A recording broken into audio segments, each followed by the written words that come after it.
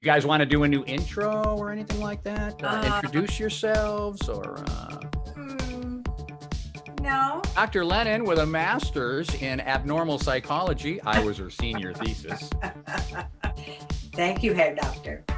Abnormal.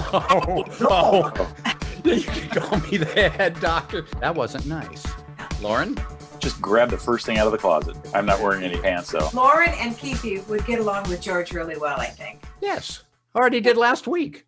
Yeah. He gave me one of these. You gave me, we got a thumbs up. Can we do the sarcastic guy thing? That's how we let each other know we love each other. Exactly. Well, that's what George and Jake do now. It's hilarious. I don't even speak the language anymore. How sensitive was I? Maybe you guys didn't get an actual feel for how horribly inside anything crushed me. And you girls with the heathy, and I had no idea it meant people kind of. Lauren, we loved him so much. All of the girls. Wow. And I thought I was the most horrible thing on the planet. And we would when he would be embarrassed, we would just be, delighted. So of course we did it more. But I was only embarrassed during my waking hours. That's right. And now you're more enlightened than me, Keith, and you're smarter than me and everything else. See how life works out? It's not a contest. That's a silly way to look at it, but thank you. It was supposed to be a compliment. The most unenlightened thing anyone could do in the world is say, I'm more enlightened. Well, wind it up, honey. Yeah, that's not egotistical. No, not at all. I love you, Jenny. Very good. This guy can do any language, any dialect. What? English.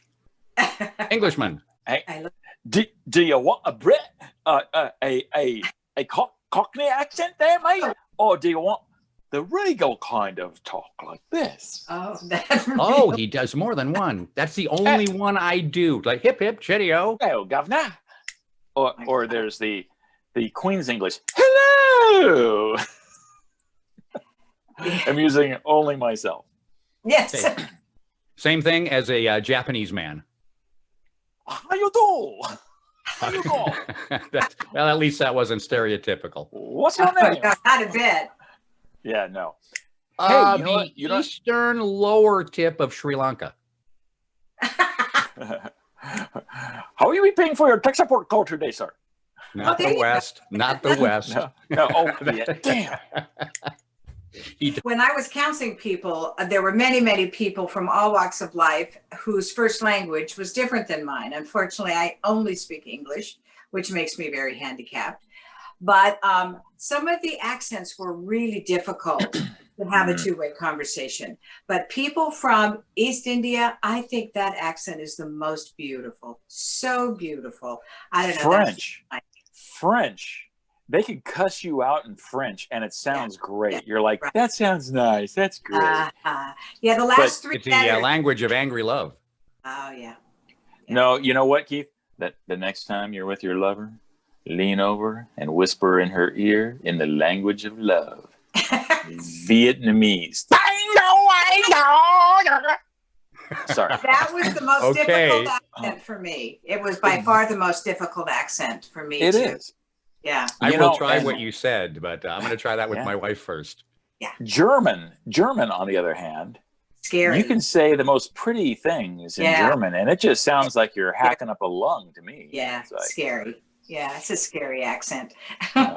But yeah, if I had to speak one language and could pick whatever it was, French. It's nice. Spanish for me. Spanish is good too. Spanish is it makes sense. It's got good rules. Hey, Keith, do you remember how Tom Glasson used to pretend to speak Spanish? That was the most hilarious thing in high school. Yeah, I told him I loved that. His Spanish double talk was the best. Oh my God. Was it fake? Oh, yeah. Oh, it's completely fake. Yeah. I never paid attention in class. But you had a thought, Lauren. Back to you. What were you going to say?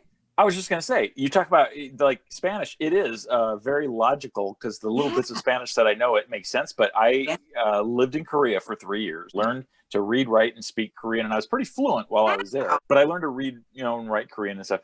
But as I was learning the language, I realized how insanely logical it really is. So, for example, if I said to you, my aunt is coming over tomorrow to visit. tell me if that's my mother's sister or my father's sister. You can't, right? Oh, in Korean, they have a word. Oh. You don't have to use multiple words. They have a word that means father's sister and a word that means mother's sister, right? And if you see, this is my brother. Is he your older brother or your younger brother? We have to specify that with an additional word. They have a word that means older brother or younger brother. Same thing with older sister, younger sister. Now get this. I'm going to teach you guys some Korean. Oh, here we go. So neck. Remember, neck is mok. Mok. Hand is son. Son. Okay. So wrist is son mok. It's hand neck. Huh? And your foot is pal. And your ankle, pal mok. So it's foot neck, basically. And there's a whole lot of things in the language that are like that, where once you start to get it and you learn some things, you can almost guess, I think this is probably the word or how I would communicate this. And 99% of the time, you're probably right. You use this phrase when you go downtown to the clubs, when you're talking to the girls at the clubs. And the phrase was, 어두워서 예쁘게 보여요. And it means, because it is dark, you look pretty. And we're all like, oh my God, I got to write that down. That's great.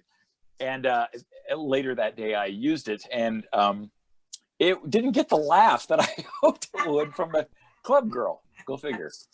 Yeah. No. I wouldn't think so. Because it is dark, you look pretty, but only because it's dark. Yeah, and I can't see you. Hey guys, do you know what the difference between a oral thermometer and a rectal thermometer is? Yeah. I was just going over that like 3 hours ago, but go ahead. I don't want to spoil it. Okay, we're back to 7th grade. Go ahead, boys. What's the punchline? We've elevated to 7th grade. The difference between an oral and a rectal thermometer is the taste. Yeah. Yeah.